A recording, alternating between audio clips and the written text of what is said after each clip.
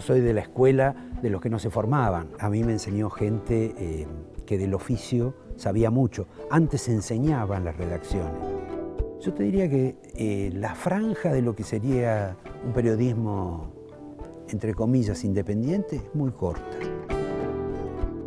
Quizá el periodismo más independiente esté en determinados blogs. ¿Cómo puedes escribir algo tan poco imaginativo y tan alcahuete?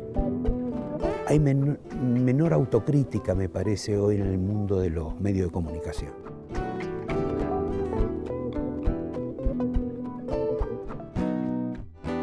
Bienvenidos, gracias por estar acá.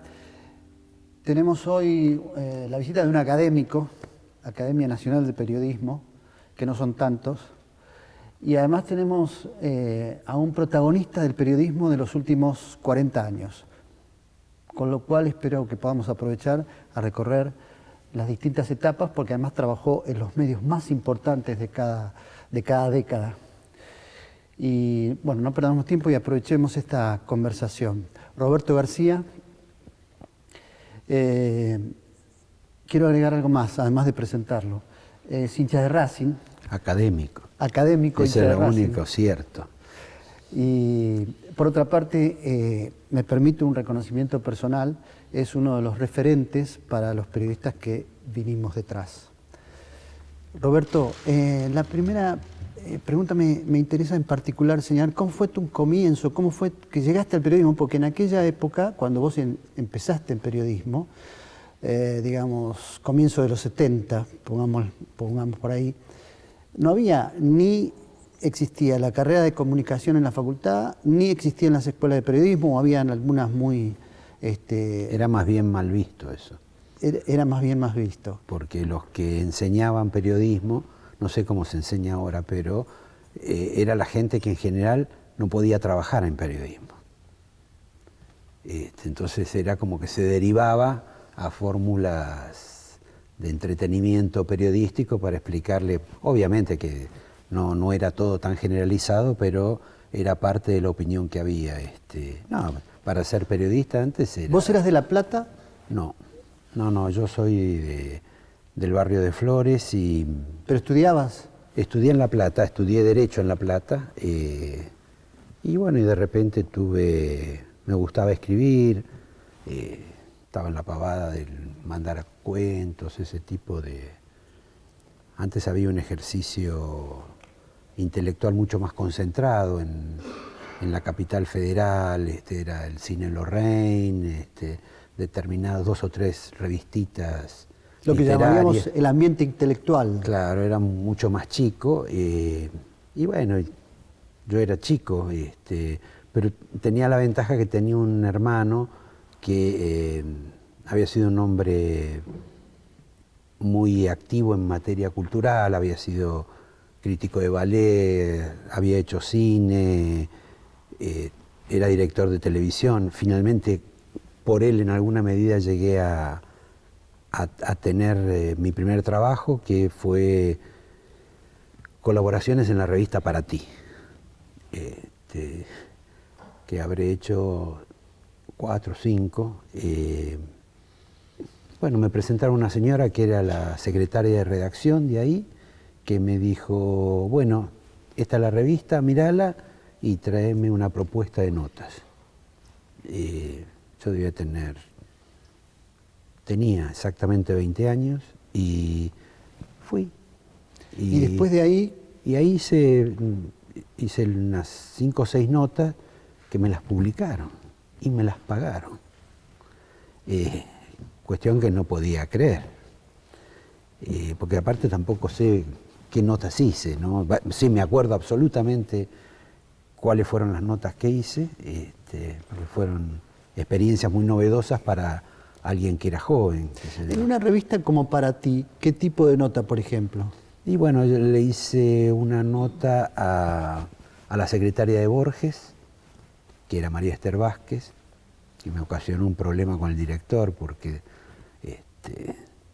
me dijo que yo no le había contado todo de la relación de Vázquez con Borges. Y yo ni sabía qué era eso. Hice una nota sobre unas monjas argentinas que oficiaban en el África. Era otra revista para ti, ¿no? Tenía características, tuve que hacer una nota como del espectáculo, me acuerdo que la entrevisté a Olga Guillot, que nunca me voy a olvidar que cuando terminó el reportaje me dio un beso. Era una mujer que tenía unos labios así, el de arriba era así, el de abajo así, me acuerdo que me ocupó toda la cara. Y en ese momento dije, bueno, si esto es así, no solo es lo mío, sino que me gusta, me pagan y además parece que lo hago bien. Uh-huh. Y si no lo pensé tan así, pero mi hermano hacía un programa que se llamaba Universidad del Aire, un programa que iba a la noche en Canal 13, en la época que Canal 13 era de los cubanos, y lo hacía con Tomás Eloy Martínez y con Andrés Percivale. Y bueno, teníamos una relación con Tomás en alguna medida, como con el productor que era uno de los hermanos Olivera, Alfredo. Alfredo es el que me consigue la entrevista para ti. Y a Tomás, que trabajaba, era jefe de redacción de Primera Plana, mi hermano hace que lo vaya a ver un día y bueno, me daba vergüenza decir que quería trabajar ahí, pero que lo que quería era trabajar. Y me dijo que bueno, que me iban a... ¿Ya tenía Primera Plana el prestigio de ser esa revista que era tan influyente en los medios políticos, económicos? No solo la revista era influyente, sino que de lejos es el mejor producto periodístico que ha visto la Argentina antes de eso y después de eso. Y debo decirte que fundamentalmente por la calidad de la gente que estaba, porque inclusive yo entré en la época del gran periodo de Primera Plana, que no es el periodo de Jacobo Timerman. Jacobo Timerman tiene el mérito de haber fundado esa revista con el dueño de Peugeot y otro señor empresario, y haberla puesto en el mercado, replicando un poco a lo que era Time, L'Express, Newsweek, pero después que entra en conflicto Jacobo con uno de los dueños, digamos, se va y funda, confirmado, la gente que él había llevado se hace cargo de la revista. Y bueno, era gente de un nivel absolutamente extraordinario. Nombrame 3 o 4 personajes de esa revista. ¿Estaba Osvaldo Soriano? No. No. ¿Estaba Tomás Eloy Martínez? Si querés, lo hago yo, por jerarquía. Estaba Osiris Troiani. Estaba Ramiro de Casasbellas, estaba Tomás Eloy Martínez, estaba Ernesto Yo, y después había otras figuras importantes como Norberto Firpo, como Roberto Aiscorbe, y bueno, se me escapan algunos, pero la categoría intelectual y profesional de los personajes como Troiani era superior. Troiani, un hombre que escribió discursos para distintos presidentes de América Latina, no para uno, sino que era, y tampoco era porque era contratado, le pedían porque tenía ideas aparte. Roberto, ¿de Primera Plana vas a La Opinión? No. De Primera Plana yo estoy, bueno, no sé, como 5 o 6 años, y después llega el peronismo. Y obviamente, aunque no se conocía mucho el tema de la palabra militante, decidieron que no podían tener a un jefe de redacción, ni al Listosella, que era el otro, ni a mí, que no fueran afiliados al partido, y nos echaron dignamente. ¿Esa fue la razón? Esa fue la razón. ¿Que no fueran afiliados al peronismo? Bueno, afiliados, que no fuéramos, digamos, que no estuviéramos en la agrupación. Son esos fenómenos particulares que se dieron en esa época, que era como una especie de momento de alza de un sector del peronismo, el inversor, el que se había comprado la revista en alguna medida era Jorge Antonio, y llevaba todo un núcleo de gente... Era, digo, para que los chicos... Jorge Antonio era el apoderado de Perón. Bueno, el apoderado era el financista de Perón, el hombre que introdujo la Mercedes-Benz en la Argentina, el representante de Mercedes-Benz, un personaje... ¿Y en qué momento te echa? ¿En qué año? Y el año es 71, 72 más o menos, a ver. ¿Y de ahí vas a La Opinión? No.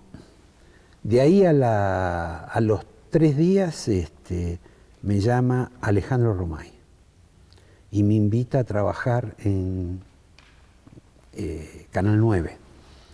Y ahí hago durante 1 año y medio, 2 o 3 programas.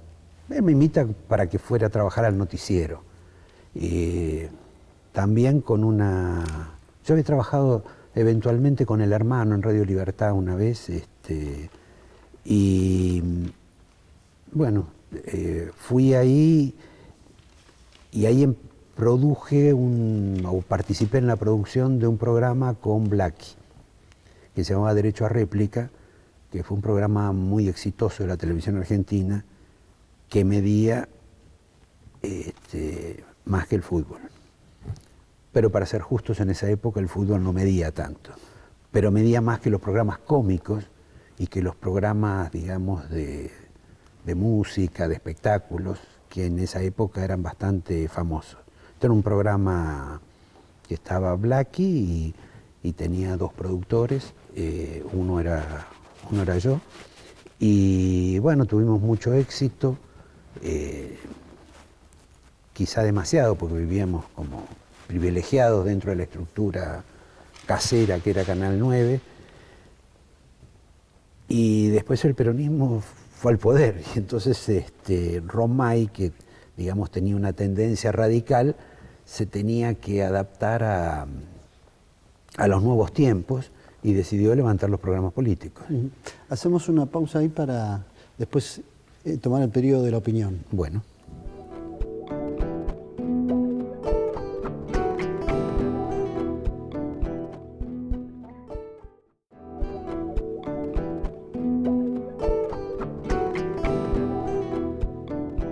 Roberto, estábamos Primera Plana, después La Opinión, bueno, después del programa Sí. de Canal 9, La Opinión, y hay, en un contexto además que es los primeros años de la década del 70, cuando regresa Perón, regresa el peronismo, y después de la mitad de los años de la década del 70 en adelante, ya con la dictadura militar y en un diario como La Opinión. Sí.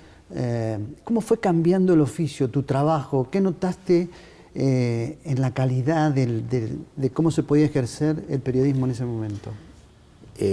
Bueno, en realidad lo que uno advierte en el ejercicio de la profesión es un declive. Yo tuve la fortuna de empezar a trabajar en una revista absolutamente excepcional para el mercado argentino, para el mercado regional e inclusive una revista comparable con las europeas, no solo porque tenías los derechos de esas revistas o las americanas, sino porque además también uno nutría a esas revistas. La profesión fue teniendo... Y también en un diario como La Opinión, que también fue un diario excepcional, en su formato, en su estilo, en el tratamiento de la información. Para ese entonces no tenía antecedentes La Opinión. Profesionalmente te diría que era un par de escalones más abajo. Que Primera Plana. Que Primera Plana, absolutamente.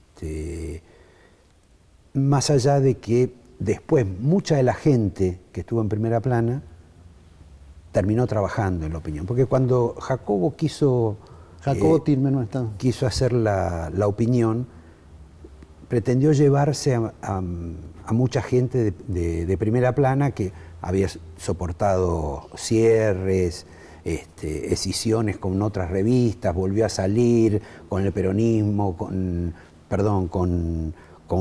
empresarios, medios vinculados al gobierno entonces no me acuerdo si de Onganía, de Lanuse, y después, bueno, vino Jorge Antonio, ya digamos la revista también venía en un proceso... El declive que señalás, ¿es un declive de calidad profesional, de exigencia, de formación, de exigencia? De todo. En algún sentido, creo que tiene mucho que ver la parte económica. ¿Y cómo influía en esa formación, en esa calidad de los periodistas, cómo influía el contexto? Digo, porque también era difícil formarse en la dictadura, era difícil ejercer el periodismo en la dictadura. Bueno, digo, ¿puede ser esa la explicación? No. No, la explicación era una explicación esencialmente económica. Había gente muy inteligente, muy culta, muy bien formada, que en el periodismo ganaba mucha plata. Cuando yo entré a trabajar a Primera Plana, a los 2 meses se me ocurrió casarme. Yo no tenía ni siquiera que ahorrar. Es decir, lo que ganaba me alcanzó para alquilar un departamento, está bien. En ese momento la que fue mi mujer también era periodista, pero vos ganabas realmente mucha plata. En Primera Plana se ganaba. ¿Y después plata. Ya no? En otros medios. Después vos veías, en ese plano tuve mucha suerte, porque La Opinión también pagaba muy bien. En Canal 9 gané también buenos ingresos. Y en ámbito financiero, digamos que tuve como una especie de bendición por parte de Ramos. Pero en términos generales, en el resto, era distinto. Vos veías que la gente que ingresaba a los medios, era gente, digamos, que no tenía acceso no tenía otro tipo de oportunidades. Mientras que en la primera etapa, y no con esto de que el tiempo pasado era diferente y mejor, sino es parte de la realidad. También había más publicidad en los medios, más recursos. Mucho más recursos, y por lo tanto... Hay un momento que vos señalás que es tu ingreso en ámbito financiero, es un hito en tu carrera porque, digamos, se te recuerda más ahora por lo que hiciste en ámbito financiero que por la etapa anterior. ¿Qué significó en ese momento? ¿Cómo nace ámbito financiero? Bueno, siempre, esto es como el amor, siempre te acordás de lo último, ¿no? Si es que te enamoraste. Pero cuando yo voy a trabajar a ámbito financiero, que es cuando termina la opinión, digamos, más allá de que yo ya estaba apartado de La Opinión, pero escribía una vez por semana y me pagaban como en las viejas épocas, que era una forma también que tenían la administración militar de no mostrar que aplicaban torniquetes al periodismo. Yo históricamente tuve mucha suerte. Nunca tuve un día que no tuve trabajo. Siempre, y aparte no tenía un solo trabajo, tenía varios. Yo dirigí una revista de economía que se llamaba Competencia, con la cual viví bastante tiempo, una revista de autos, porque siempre tenía un concepto de no pertenecer a un solo medio, que es la famosa historia de no ubicar todos los huevos en un mismo lugar, sino repartirlos en distintas canastas. Para mí el tema de la cesantía en Primera Plana, más allá de que los que me cesantearon son todos, o casi todos, fueron amigos míos después, y hoy también, inclusive hasta desarrollé buena relación con don Jorge, como se decía. El hecho para mí fue un sacudón, porque me echaron a mí y le echaron también a mi mujer, porque era mi mujer, y les daba cierta vergüenza en ese momento. Tenían culpa, que uno, visto a la distancia, parece bastante cínico, conociendo después a los personajes, por ahí era medianamente cierto, y si no era cierto, no importa. Cuando yo entré al ámbito, que fue por no un fenómeno casual, pero algo parecido a eso, ámbito ya funcionaba así. Ámbito se empezó en el año 76. Era una hojita, y yo entro a ámbito en el año antes de la época de Malvinas. Era una especie de newsletter que figuraba en el ámbito financiero, justamente, hablando de... No, cuando yo ya entro era un diario... No, pero en el origen, digo. Ah, sí, el origen era porque Ramos era compañero mío en La Opinión. Y yo muchas veces La Opinión había cometido el mal gusto de mudarse en determinado momento de la calle Reconquista, de pleno centro, se mudó a Barracas.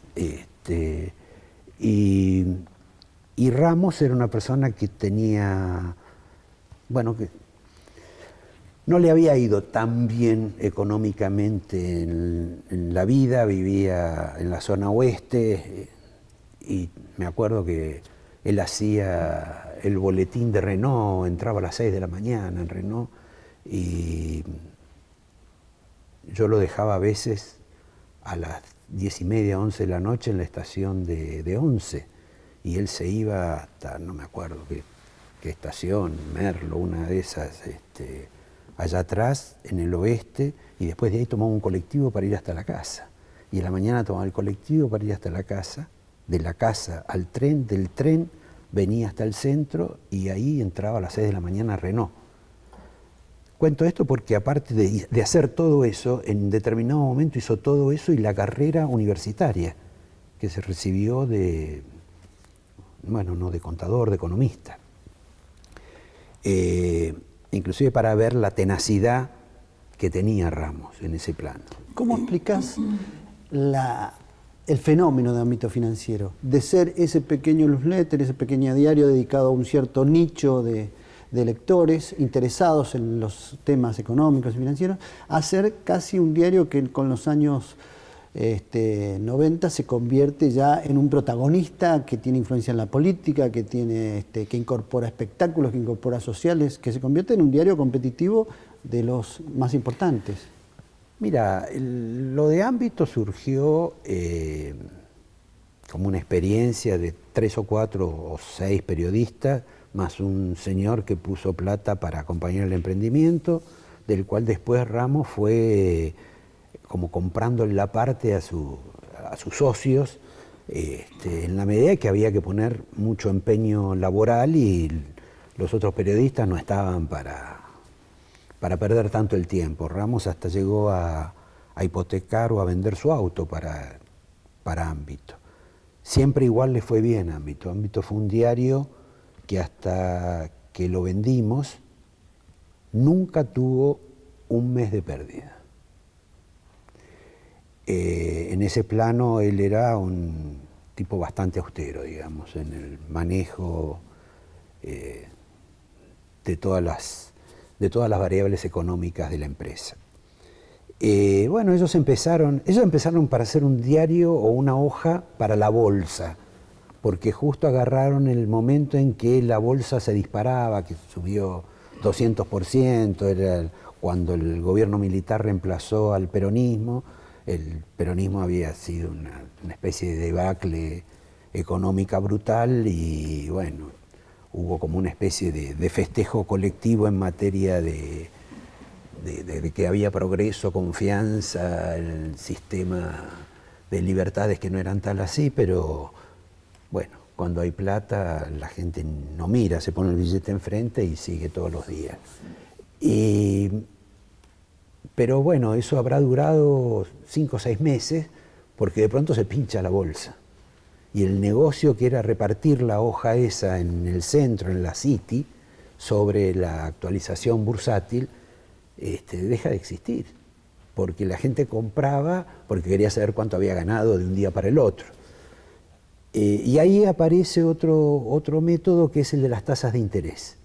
Esto es que las entidades financieras y los bancos comienzan a captar también el principio, digamos, de lo que luego sería más tarde, no exactamente la plata dulce, pero algo parecido a eso, la gente que ganaba con la tasa de interés.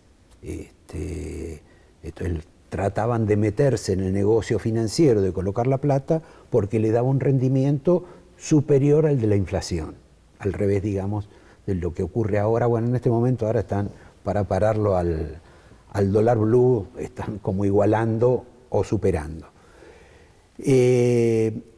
Y lo cierto es que eso reemplaza, que no era la idea original, reemplaza la propuesta, incorpora muchos avisos chicos de entidades bancarias, financieras, etcétera, lo que se llamaban quintas, y comienzan a incorporar cuestiones de tipo económico. Y con eso el diario comienza a andar muy bien.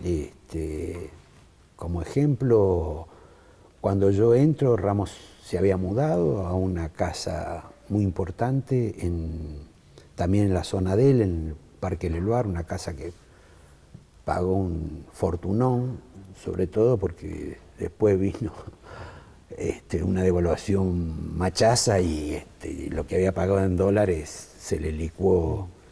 Tenía un barquito, se compró un barquito, en fin, le iba bien. Y yo entro en ese periodo un poco como amigo de él o ex compañero, y para colaborar semanalmente con temas gremiales, que era una actividad que había desarrollado un poco en la época de la opinión y que a mí me había interesado, digamos, no solo por escribir, sino por conocer ese mundo o submundo, según lo quieras ver. Y ahí, ¿podrías señalar el momento en que vos sentís que ámbito financiero te diste cuenta que se había convertido, o cuál fue la razón, o la primicia, porque ámbito además es recordado por algunas primicias políticas y económicas, el momento en que vos sentiste que el diario estaba ya instalado como... Bueno, eso fue un tema que tuvimos con Ramos. Digamos, no digo que esto fue planeado, pero la idea de un diario total siempre estuvo. Más allá de que podíamos pensar un poco diferente, y pensamos bastante diferente en muchas cuestiones con Julio, pero fue un proceso rápido. Si uno lo mira a la distancia te diría vertiginoso, pero a partir de ciertos episodios.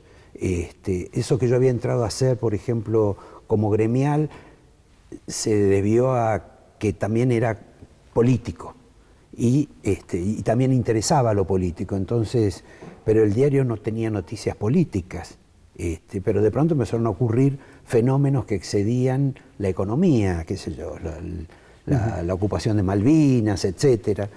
Y ahí empezamos a encontrar que, bueno, a producir determinado ruido, la gente se empezó a interesar más. El diario era un diario que vendía 25, 30.000 ejemplares.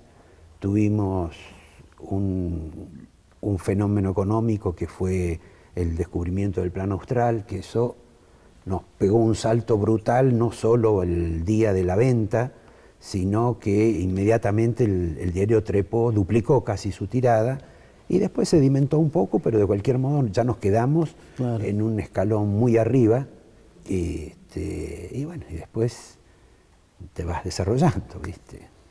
Bueno, hacemos la pausa ahora para dar oportunidad después a las preguntas. ¿Cómo no?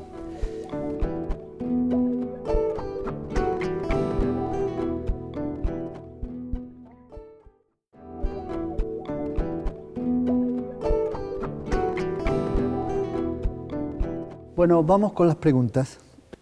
Tras la muerte de Julio Ramos, por el tema de la compra de acciones del diario Ámbito Financiero, ¿podría explicarnos cómo fue el tema en donde están involucrados Vila y Manzano? En realidad, Vila y Manzano nunca compraron Ámbito Financiero. En vida de Ramos, Ámbito Financiero se vendió un 20%, que lo compró Ávila, Carlos Ávila, el empresario del negocio de la televisión y el fútbol. Luego Ávila tuvo algunos tropiezos, digamos, con el mundo del espectáculo y de la televisión, y fue transfiriendo sus activos a el caso de Manzano y Vila, como transfirió el tema de Canal 2, que él era el dueño de Canal 2 y después terminaron siendo, como son ahora, Vila y Manzano. Ellos ingresaron entonces en forma parcial y en vida de Ramos tuvieron el 20%. Siempre mezclado con, después que murió Ramos, se vende el 80%, mejor dicho, la verdad que también estaba de Narváez. El hijo de Ramos, después de una serie de conflictos, le compra esa parte a de Narváez y a Manzano y Vila, y a Ávila, o sea, para juntarlos a todos, y después se le vende, más adelante se vende el 100% a Viñat y compañía, que no sé si son los que lo tienen ahora o si ellos también se han desprendido del patrimonio del diario. Roberto, al comenzar el programa habías hablado de que en la generación de tus colegas era mal visto la formación por los docentes, digamos, en la forma académica, porque la escuela de periodismo se hacía más en la calle o en las redacciones. Sí. Y después hablaste también de un declive en el nivel de los periodistas. Combinando esos dos conceptos, ¿quién crees hoy que debe formar los nuevos periodistas para volver a recuperar un buen nivel de periodismo? Bueno, yo no sé quién lo debe formar, yo soy de la escuela de los que no se formaban, los que ya iban en todo caso formados y aprendían. Yo tuve la ventaja de que a mí me enseñó gente que del oficio sabía mucho. Antes se enseñaba en las redacciones. Después en las redacciones, por falta de tiempo, por urgencias, no se podía enseñar. Yo cuando estaba, digo enseñar, es pretencioso, pero por lo menos reescribir, corregir, en un periodo en ámbito uno hizo algún tipo de tarea en ese plano, pero no en forma tan sistemática como, para que tengas una idea.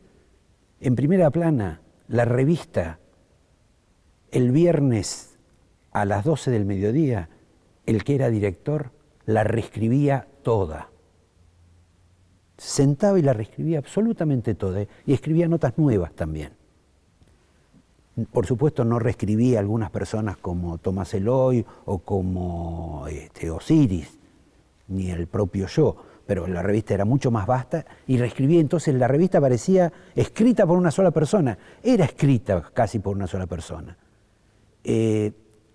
En La Opinión, Timerman debe haber escrito 2 notas en toda su vida. Veía el diario al día siguiente, otra forma de conducir, pero digamos, el rigor era diferente. Y los otros que eran subdirectores tampoco eran especialistas en la pluma. Cuando yo me refiero al todo el tema, bueno, por ahí me extiendo demasiado, pero cuando me refiero al tema del declive, era también de la calidad de escritura, del estilo, de ciertas... y de ciertos cambios, qué sé yo. Yo descubrí, por ejemplo, algo que es muy común en el periodismo, que es esta forma de mordida, que es lo que se llama el chivo, tan popular en la televisión y en la radio. La primera vez que escuché la palabra chivo fue una vez de casualidad en La Opinión, ya con muchos años en La Opinión. Antes no existía. Obviamente que había notas de favor y seguramente notas vinculadas con empresas, pero todo eso no estaba desarrollado. Yo no te voy a decir que era virginal en todo eso, pero bastante. Así que el cambio, y después ya, inclusive después también en ámbito, ¿viste? No es lo mismo escribir para banqueros o para economistas que para escribir para otro mundo en el cual vos escribís sobre psicología, arte, literatura, política, economía. Todo. Para eso también requerías de personas que tuvieran una cabeza no solo abierta, sino constituida. Roberto, ¿ves alguna diferencia donde vos, justamente donde trabajaste en la revista en Primera Plana, Revista Para Ti, con los medios o sea, lo que era pasado a lo que es hoy en día los medios de comunicación? Absoluta. Todo ha cambiado, inclusive todo el tema de la incorporación de los medios electrónicos hace que todo sea distinto, son distintos los lenguajes, también ha cambiado el mercado está mucho más segmentado. Uno te decía que requerías de periodistas más universales, que por ahí eran buenos específicamente también, y mejor de los que hoy podrían ser específicos, pero son otras formas de periodismo. No digo cuál es mejor, mi impresión es que hay una caída profesional en términos generales que está fundada expresamente que a una persona que hace periodismo no le cambia la vida el conchavo periodístico. Es decir, hoy un periodista no sé cuánto gana, pero por ahí gana como un dirigente, como un camionero. Dirigente debe ganar como dueño de un multimedios. Es distinto los recursos, son distintos los ingresos para la gente y también para los propios medios.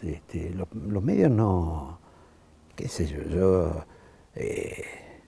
en ámbito que a mí me tocó después de la muerte dirigirlo, tampoco perdimos un solo mes plata.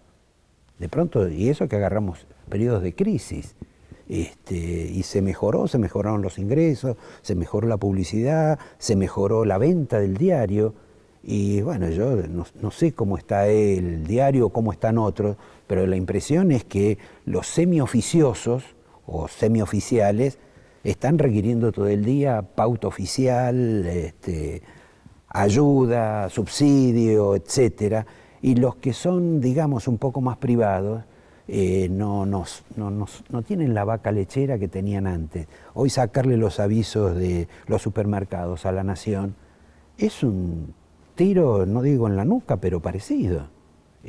Clarín también, pero lo que ocurre es que como tiene la bolsa del cable o de Fivertel, mete la mano, saca y pone, pero hoy no se gana tanto con los medios periodísticos. Habiendo trabajado en medios en los distintos periodos políticos, ¿cuál es tu análisis acerca de la relación que hay hoy entre los medios, el gobierno y de los periodistas? De los medios, hoy está mucho más definido que hay como un 40 y pico % de medios, 40 y pico, 50, 60, que de un modo u otro tienen relación con el gobierno. Y después hay otro porcentaje, posiblemente más chico, pero quizá más gravitante, que tiene una actitud diferente a la del gobierno. En alguna medida está como politizado ese sistema. Uno pro y otro casi anti, más allá de que trata de pronto de mostrar que no es tan anti. Yo te diría que la franja de lo que sería un periodismo, entre comillas, independiente, es muy corta, muy chica, y realmente deben tener dificultades para sobrevivir. Quizá el periodismo más independiente esté en determinados blogs, pero de gente, digamos, que trata de hacer algo distinto, pero con una difusión mínima. Antes los medios, más allá de la discusión, si era la libertad de empresa o libertad de prensa o lo que sea, los medios no tenían tanta, reconocimiento o vinculación con un interés partidario. Lo que no significa que no tuvieran relación. Pero, por ejemplo, si tomás un periodo como el de La Opinión fue un diario que propició el golpe de Estado del 76, que tuvo relación con los actores principales del golpe de Estado del 76. A los 3 meses del golpe de Estado del 76, bueno, había gente desaparecida de La Opinión, había notas que generaban un escándalo, yo mismo tuve un protagonismo impensado con una situación particular, por un compañero del diario, me tuve que ir del país. Les cuento esto para que vean que de pronto esas cuestiones que parecían hoy muy ligadas, no estaban tan ligadas. De pronto se desprendían con una facilidad gigantesca porque había como una suerte de independencia económica, de independencia intelectual y además, digamos, hasta mucho más escrupuloso todo. Hoy me parece que no funciona tan así. Hoy vos ves un diario como Clarín donde pone un epígrafe de Massa y dice: el intendente de Tigre supervisa obras. ¿Viste? Realmente, el tipo que escribió eso, lo está escribiendo, no digo ni para Massa, lo está escribiendo para alguien que diga, ¿cómo puedes escribir algo tan poco imaginativo y tan alcahuete? Si lo trasladás a todos los medios o a lo que hablan los de la televisión o de las radios, dicen cuestiones parecidas con relación al gobierno. Y todo lo que en alguna medida planifica, plantea o empuja el gobierno, lo acompañan casi con los ojos cerrados. En consecuencia, hay menor autocrítica, me parece, hoy en el mundo de los medios de comunicación. Bueno, cuando se fue de ámbito financiero, tengo entendido que se fue por un cambio en la línea editorial. Si es así, ¿qué significa específicamente? Yo era uno de los accionistas de ámbito y los accionistas principales y yo decidimos vender el diario. En principio parecía que yo iba a seguir con ellos, pero no fue así. Y digamos, nosotros nos fuimos del diario porque nos compraron, es como si vendieras una casa. Si ellos, o una panadería, si ellos después siguieron vendiendo pan flauta o pan de Viena, es algo que no sé porque nunca más miré el diario para no seguir corrigiéndolo, que era en realidad lo que hacía mucho yo en el diario.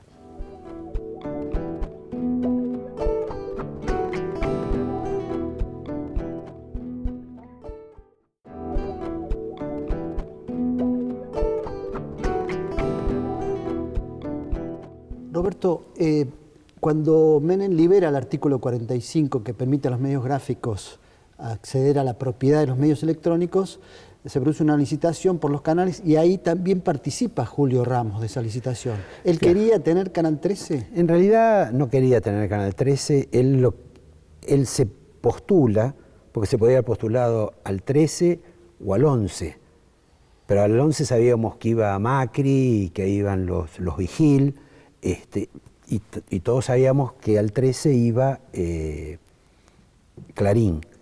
La idea de Ramos fue salir a tratar de competir con Clarín para que Clarín no tuviera Canal 13, porque si no Clarín cerraba todo la rueda, la fábrica de papel, el diario, la agencia de noticias, lo del interior, los canales, las radios, todo era un poder, como dice el gobierno, un poder concentrado. Estamos hablando de los 90.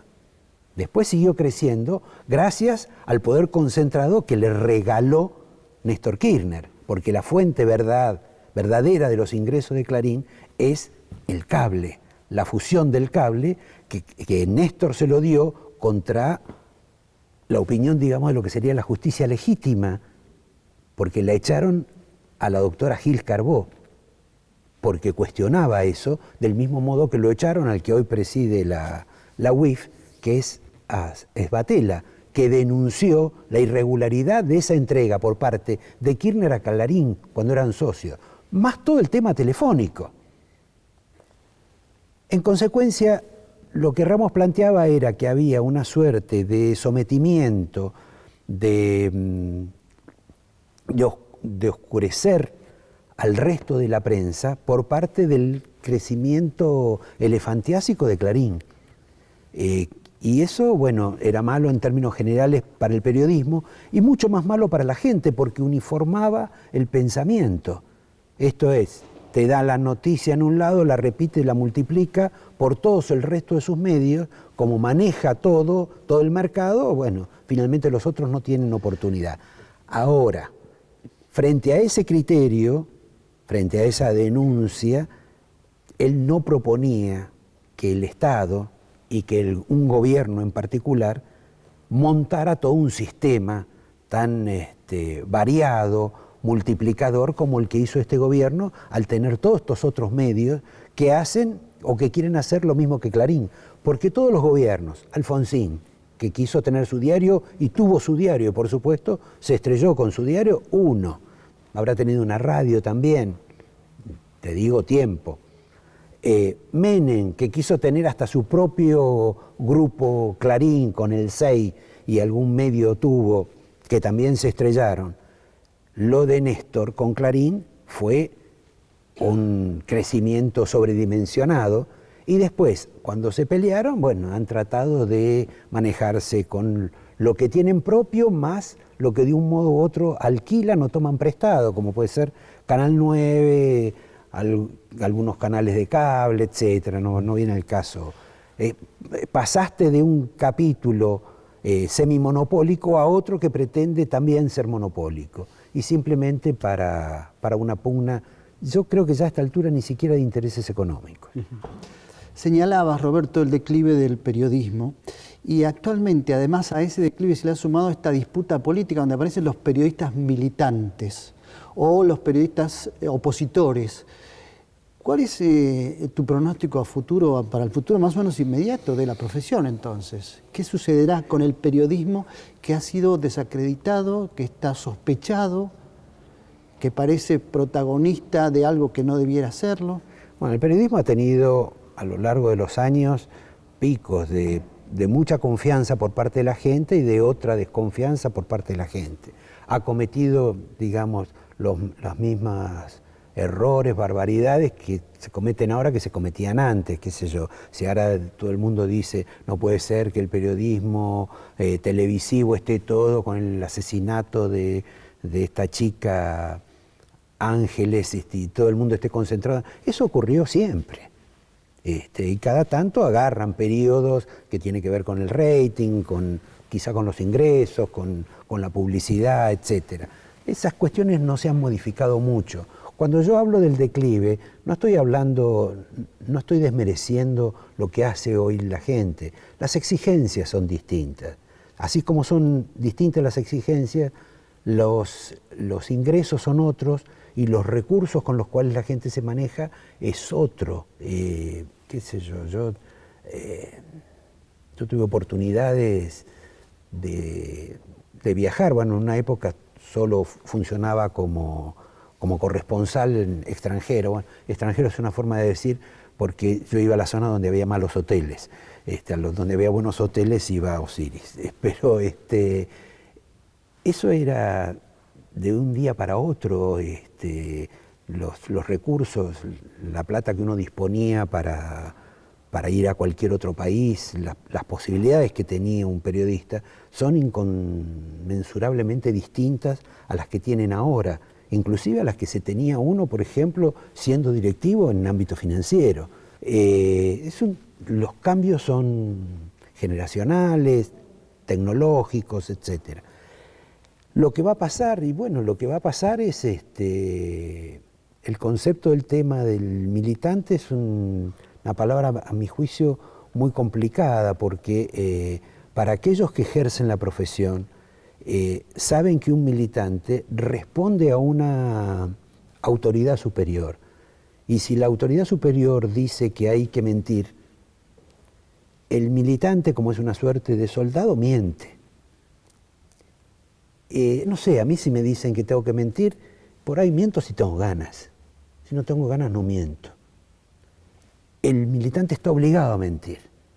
En consecuencia, y esto no quiere decir que sea una regla general, pero la verdad que es una estupidez plantear el periodismo como un tema de militante o no militante, como si vos vas a ganar la batalla política, porque más allá de que los medios influyan, vos no ganás una batalla política porque la Gaceta de Mariano Moreno era el boletín oficial. Era el boletín oficial porque no había boletín oficial. Y contaba lo que tenía el gobierno y contaban lo que ellos querían y porque estaban en un proceso revolucionario. Si ahora querés aceptar que este es un proceso revolucionario, y bueno, cada uno lo mira como quiere. Yo creo que esto va a cambiar un poco con el día que se modifique el gobierno, que de pronto se elijan otras autoridades o de pronto haya determinados controles que se ejecuten sobre esta administración o la administración venidera, al tiempo que justo es admitir que hay una sangría importante en un grupo como el de Clarín y que esa expansión tan monstruosa que tuvo en determinados momentos ha sido, digamos, congelada, controlada, y posiblemente entre en algún también ciclo de de cambios. Y también tiene que ver con que algunas de las personas que han manejado esos proyectos ya no van a estar. Claro. Entonces va a ser diferente, por ahí uno dice, y van a tener menos calidad que otras, sí, pero por ahí son más democráticos. Yo te veo a vos manejar todo esto con una parsimonia, un cuidado. Yo estaba a los bifes con todo el mundo, pero son metodologías distintas. Bueno, no, y además en ningún lugar hubiera ocurrido que te iban a despedir así como nosotros, con aplausos. Bueno, muchísimas gracias.